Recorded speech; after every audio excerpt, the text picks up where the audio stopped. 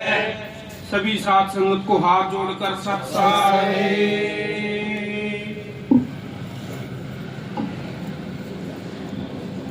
देखो भाई, गुरु की दया से आज हम विचार करेंगे, जो ये मनुष्य चोला मिला है इसका सार क्या है। इस मनुष्य चोले का सार जानना बहुत जरूरी है। जब तक इसका सार नहीं जानेंगे तब तक बात नहीं बन सकती। ये गुरु की दया से विचार की बात है। देखो, एक कबीर साहेब का शब्द है, इस जीव को समझाया है। तने हीरा सा जन्म गवाया, भजन बिन बावरे। तने हीरा सा जन्म गवाया, भजन बिन बावरे। ये जो मनुष्य चोला मिला है, ये हीरे के समान बताया है। देखो, वैसे तो हीरे के भी कोई ना कोई वैल्यू है, लेकिन ये मनुष्य चोला मिला है, ये अनमोल है।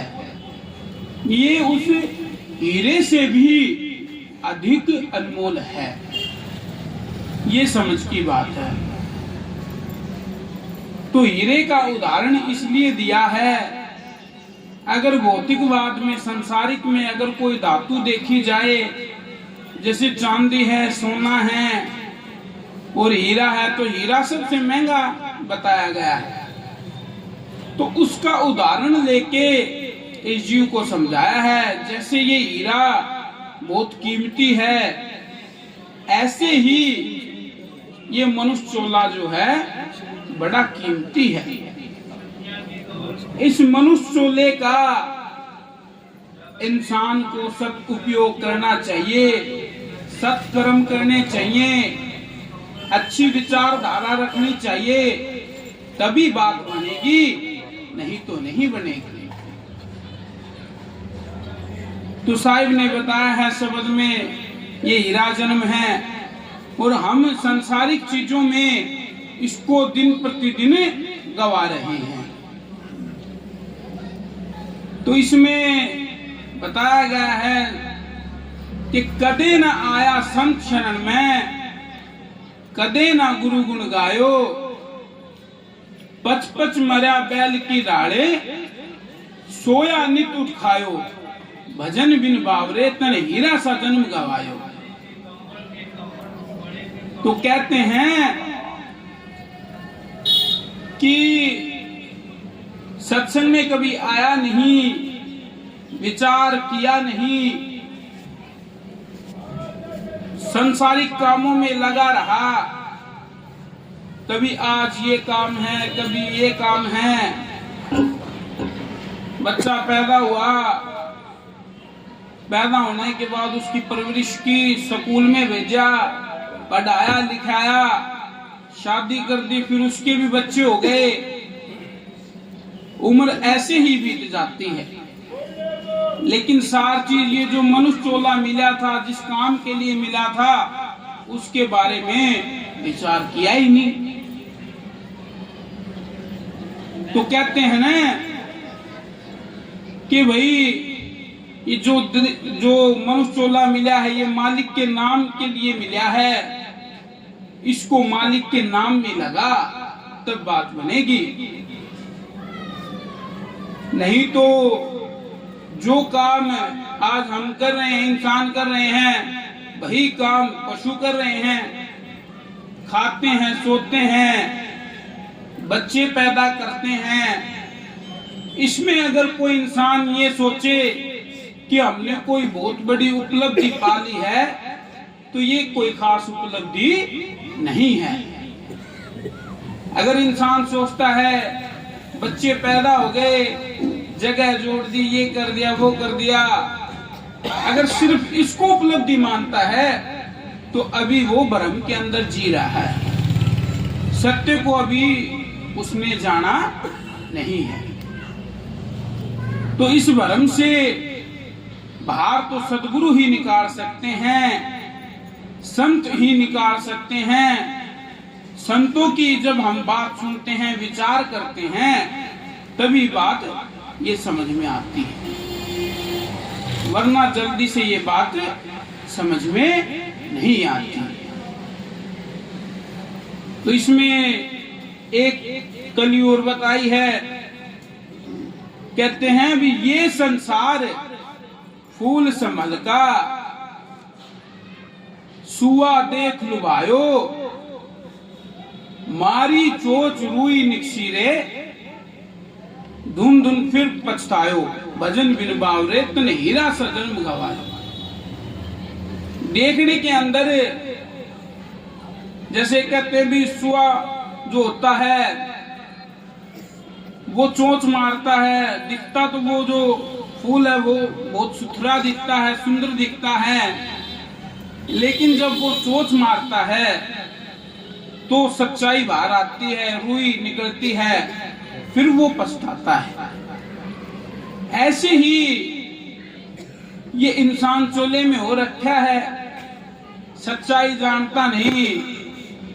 जो ये आर्टिफिशियल, ये डुप्लीकेट बातें हैं, इनमें ही इंसान खुशी ढूंढता है, सोचता है ये चीज हो जाए तो अच्छा हो जाए, ये चीज हो जाए तो और अच्छा हो जाए। जैसे वो चीज मिलती है उसकी कदर घट जाती है। उसने कोई नौकरी सोची, वो जब वो नौकरी पढ़ लिख के मेहनत करके वो नौकरी प्राप्त कर लेता है तो उसके अंदर फिर विचार पैदा होता है कि ये तो मैंने प्राप्त कर ली, इससे ऊपर वाली प्राप्त करूं, फिर वो उसकी इच्छा जताता है। ऐसे ही जीवन में कभी किसी चीज के प्रति, कभी नौकरी के प्रति, कभी किसी चीज में, लेकिन जब भक्ति की बात आती है तब ये जो मन है ये उसको भक्ति में लगने नहीं देता, तब ये आलस जताता है। जब भक्ति की बात आती है तब इसको नींद आने लग जाती है। काफी बार कहते हैं कि भाई अभी उम्र नहीं हुई, कभी कहते हैं अभी समय नहीं है, अगली बार जाएंगे, लेकिन ये जल्दी से समझ में नहीं आता कि जो तू समय की बात कर रहा है इसका क्या पता है। समय तो पता नहीं कब किसका खत्म हो जाए, फिर पछताने के अलावा जीवन में कुछ नहीं रहता। अच्छे बिछे आदमी चले जाते हैं और हम सोचते हैं 50 साल, 60 साल, 70 साल आगे की प्लानिंग करते हैं कि वो उम्र आएगी तब जाकर हम भक्ति की ओर लगेंगे। काफी लोग सोचते हैं कि अभी तो भी हमने संसार में चोरी करनी है, या भी जैसे कि क्या है धंधा करता है उसमें ठगी करता है, बेईमानी करता है, एक उम्र हो जाएगी फिर उस चीज की गलती मानेंगे तब सत्संग में लगेंगे। अब देखो ये इंसान की मूर्खता ही है, पूरे जीवन तो उसने मालिक के नाम को भजा नहीं, मालिक की बात पे चला नहीं। बाद में वो सोचता है कि अब तो मैंने कर्म जो हैं वो गलत कमाए हैं, बाद में मैं माफी मांग लूंगा और मुझे माफी प्राप्त हो जाएगी। कितनी बड़ी भूल है। जैसे संसार में आपने सुना भी होगा कि अभी कुछ भी कर लो और गंगा में जाकर स्नान करने से वो पाप धुल जाते हैं, लेकिन सोचने की बात है, विचार करने की बात है। ये गंगा के नियम या पाप धुलने के नियम ये हम इंसानों ने ही बना रखे हैं। ये सिर्फ अपने मन की तसल्ली के लिए बनाए हैं ताकि हम खुल के पाप कर सके। क्योंकि जब इंसान के पास ऑप्शन होगा पाप धुलने के तो फिर वो पाप भी करेगा। तो ये समझता नहीं। हम क्या है, ये सोचते हैं कि उस मालिक को ही बेवकूफ बना रहे हैं, सोचते हैं उसे पता ही नहीं। अब ये विचार करना चाहिए, वो पल पल, वो घड़ी घड़ी हमें देख रहा है। लेकिन इंसान की प्रवृत्ति ऐसी हो चुकी है कि जब वो अच्छे काम करता है तब तो ये महसूस करता है कि मालिक तुम्हें देख रहा है, तब तो उसके मन में अच्छा महसूस होता है। और जैसे ही वो मन की चाल के अंदर फंसता है, मन से कुकर्म करता है, तब ये भूल जाता है कि वो मालिक अभी भी देख रहा है। क्या उस टाइम मालिक ने आंखों पे पट्टी बांध ली? जब अच्छे कर्म कर रहा है, जैसे कि कोई किसी को खाना खिला रहा है, कोई कुछ कर रहा है, तो मन में खुशी प्राप्त होती है। देखो भाई, हमने ना भक्ति के मार्ग पे ऐसा कर दिया, वैसा कर दिया। और ये भी मान सम्मान की बात है, वो मान सम्मान के चक्कर में करता है और खुश होता रहता है। और जैसे ही कोई मन से कोई पाप करता है, किसी को दुख देता है, किसी जीव को काटता है, खाता है, तब क्या विचार आता है? तब उस मालिक के बारे में ये जो मन है 1% भी सोचता नहीं।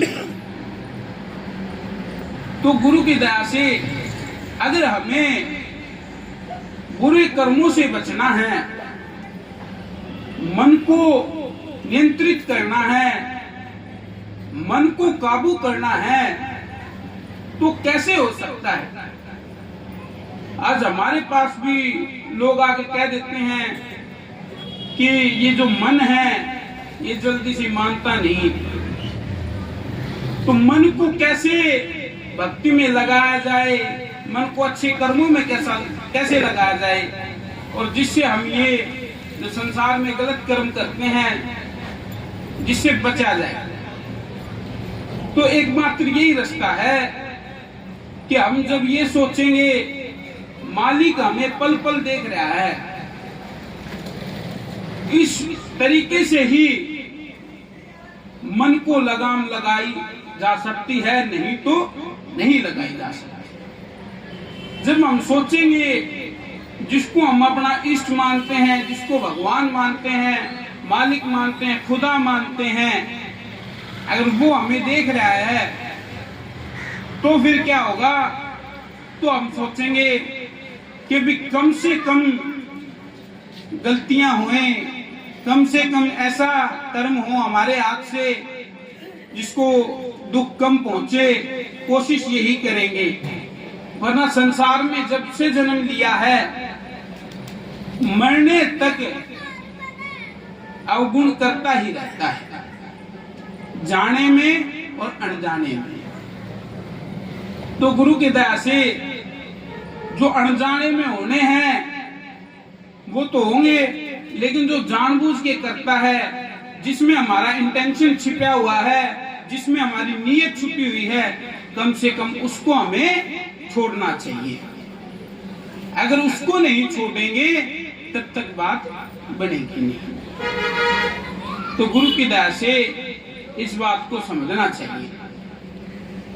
ऐसे ही गुरु की दया से इस शब्द में बताया है कि भी ये संसार हाट बनिए के सब जग सौदा लाया, चातुर मानुष चोगना किया, मूर्ख मूल गवाया, भजन बिन बावरे तन हीरा सजन गवाया। तो जो मूल है, जो असली सार चीज है, वो गवा देता है। और जो चतुर आदमी है, विवेकी आदमी है, विचार करता है, वो उस चीज का सदुपयोग करता है।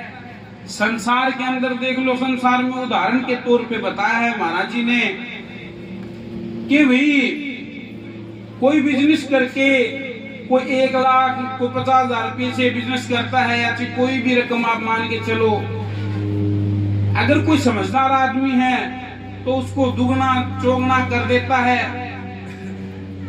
अगर कोई मूर्ख आदमी है जिसको उस लाइन का, उस धंधे की नॉलेज नहीं होती, तो वो उस मूल को भी गवा देता है।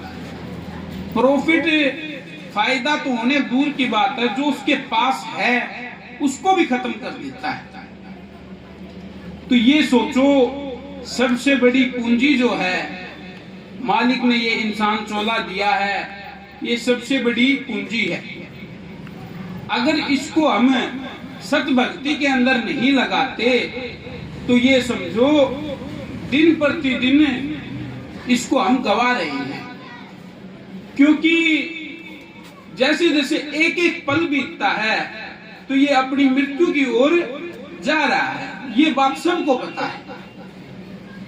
लेकिन हमें ये बात विचार में नहीं आती भी ये तो मृत्यु की ओर जा रहा है, लेकिन हमें विचार करके मालिक की प्राप्ति कैसे हो, सदगुरु जो बताए उससे हम इस भवसागर से पार कैसे उतर सकते हैं। ये जो मनुष्य चोला मिला है इस भवसागर से पार उतरने के लिए मिला है। तो ये एक शब्द गाया इस भाई ने, उसमें भी बताया था भी कि भाई सत्संग रूपी नाव बना लो इस विद उतरो पार। कहते हैं भी सत्संग रूपी जो है वो नाव बनाओ। अगर पानी में अगर पार उतरना है तो उसमें लकड़ी की नाव बनाई जाती है। अगर पानी के अंदर आप किसी और चीज की, पत्थर की नाव बना के उतर के देखो, पत्थर की नाव बनाओगे तो वो डूब जाएगी। वो शब्द में कहते हैं पत्थर की तरह नाव बनाई छोड़ दी गहरे जल में। तो पत्थर की नाव बना के कोई पार उतरा है? कभी नहीं उतर सकता। लकड़ी की नाव बनाएगा तो पार उतर जाएगा। ऐसे ही समझ की बात है, पार उतरना इस भवसागर से, ये तो पानी से पार उतरने की बात थी। अगर ये भवसागर से पार उतरना है, ये मृत लोक से पार उतरना है, तो सत्संग की नाव बनानी पड़ेगी, जो संतों ने बताया है। संतों ने सत्संग फरमाया, उसको हम सुनेंगे, उसको हम अमल करेंगे और अपने जीवन में उतारेंगे, तभी इस भवसागर से पार उतर सकते हैं, नहीं तो नहीं उतर सकते। ये समझ की बात है। तो गुरु की दया से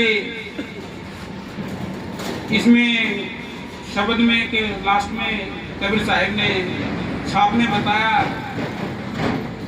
कि ये संसार माया का लोभी, कहते हैं ये संसार माया का लोभी, ममता महल चिनायो, कहें कबीर सुनो भाई साधो, आप कछु ना आयो, भजन बिन बावरे तन हीरा सा जन्म गवायो।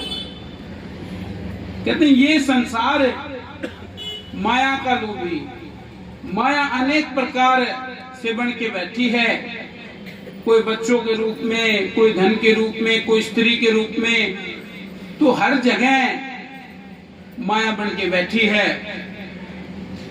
उससे बचना जरूरी है। उससे बच के माया के चक्कर में आके इतना मत बहना कि गलत कर्म करे, ताकि जो हमने जन्मों जन्मों से गलत कर्म किए हैं उसकी सजा आज हम भुगत रहे हैं, और आज हम कोई और कर्म बनाएंगे तो फिर आगे भी भुगतना पड़ेगा। तो जो सतनाम जो है मालिक का नाम है, वो हमारे पिछले जन्मों का भी और इस जन्म का भी सारे कर्म जो है काट देता है। एक शब्द है उसमें कहा भी है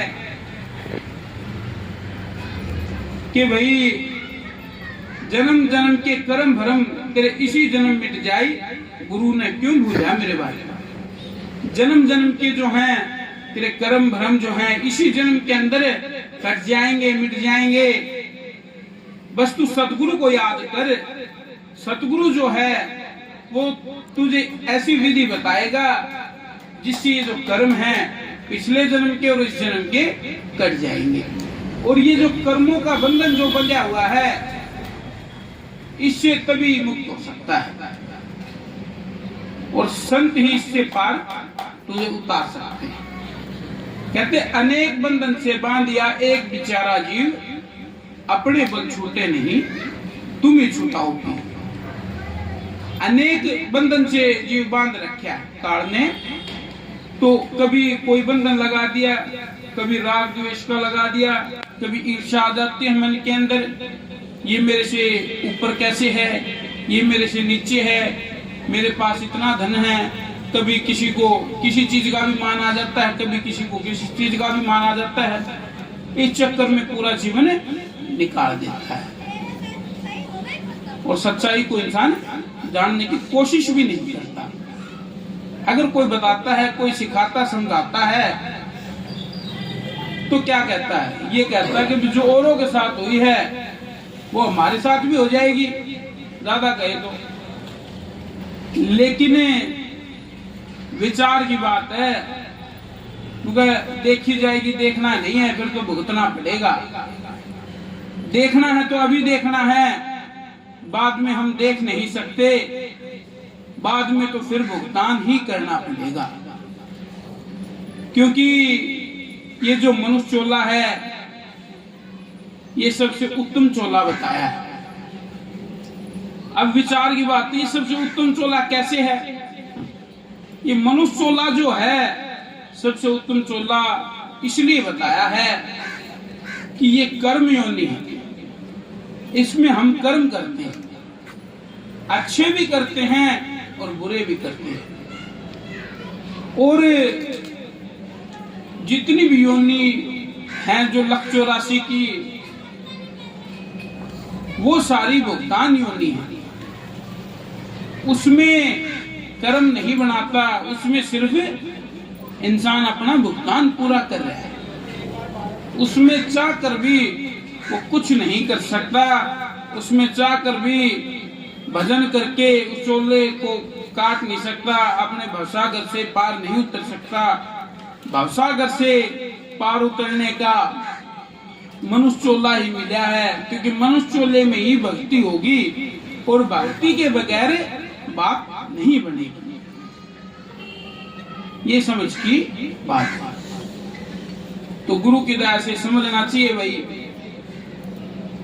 कहते एक शब्द में, यहाँ तो आया बंदे भजन करन में, कौन बुद्धि हुई तेरी, माया देख के हुआ दीवाना, कर सतगुरु से चोरी, मन कहाँ लगा लिया रे, गुरु से क्यों तोड़ी।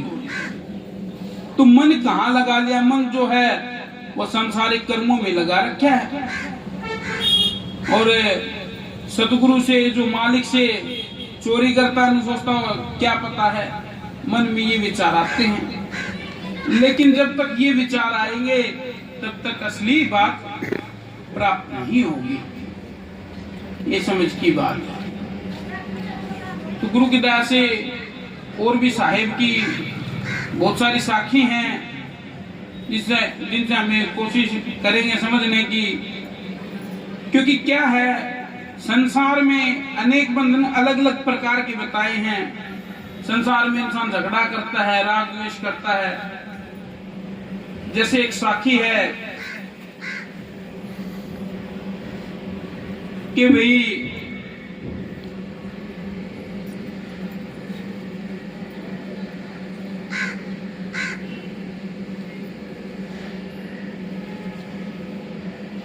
कैसे साखी जा संग रही है लाग, ऐसा तो कोई ना मिला, कैसे ऐसा कोई ना मिला, जा संग रही लाग, सारा ही जग जलता है अपने अपने आप। ऐसा तो सतगुरु मिला। रुको भाई, ऐसा कोई ना मिला, जा संग रही है लाग, सारा ही जग जलता है अपनी अपनी आग।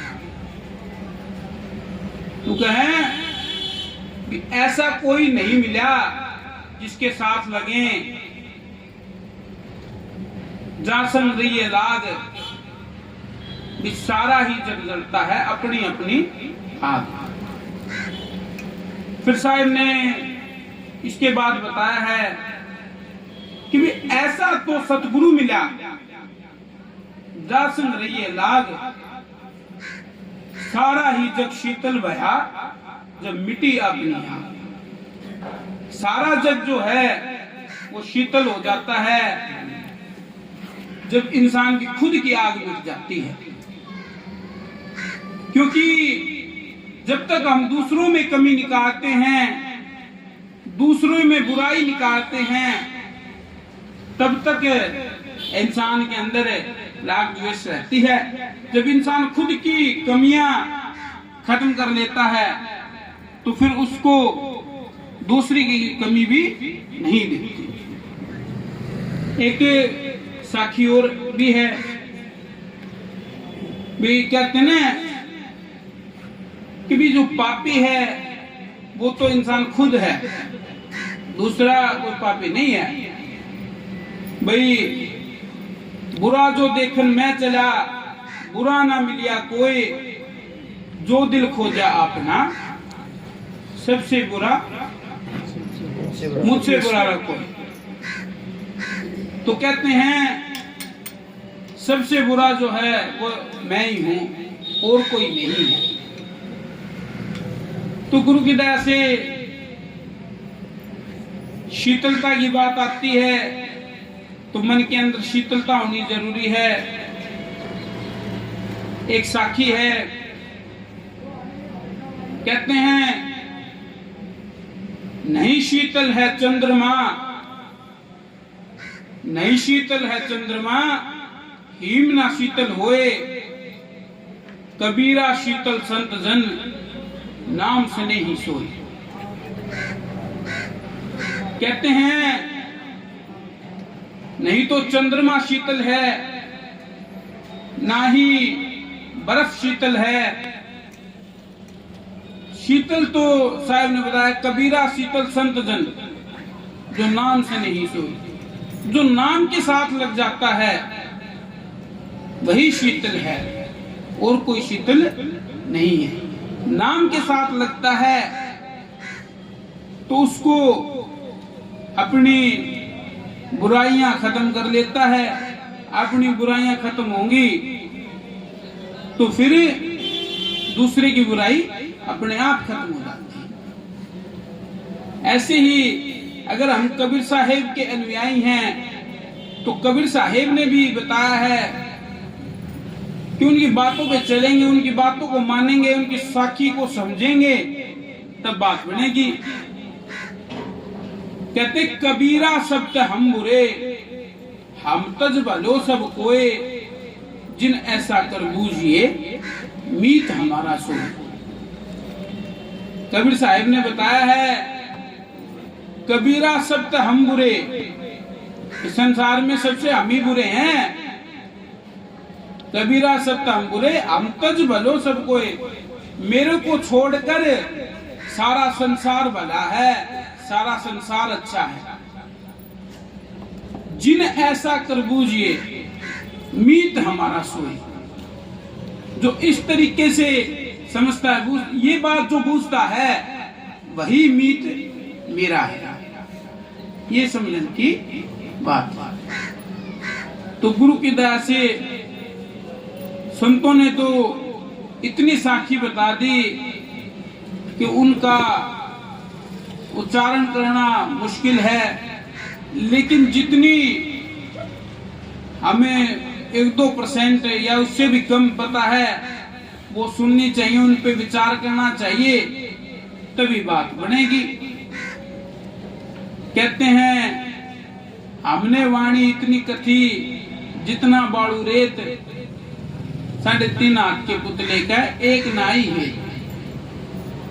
भाई साहिब ने तो इतनी वाणी कह रखी है जितना बाड़ू रेत है। बाड़ू रेत की कोई गिनती नहीं हो सकती। ऐसे ही साकी शब्द वाणियों की तो गिनती नहीं हो सकती, लेकिन जितना हमें सुना उसमें से 1-2% भी हमें अगर लग जाए, 1-2% भी हमें समझ में आ जाए तो हमारा जीवन बदल सकता है, हमारा जीवन में सुधार हो सकता है।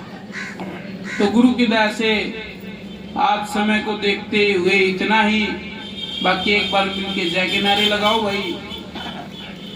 सदगुरु कबीर साहेब की जय, सदगुरु इंद्रमणि साहेब की जय। सभी साथ संगत को हाथ जोड़कर सत साहेब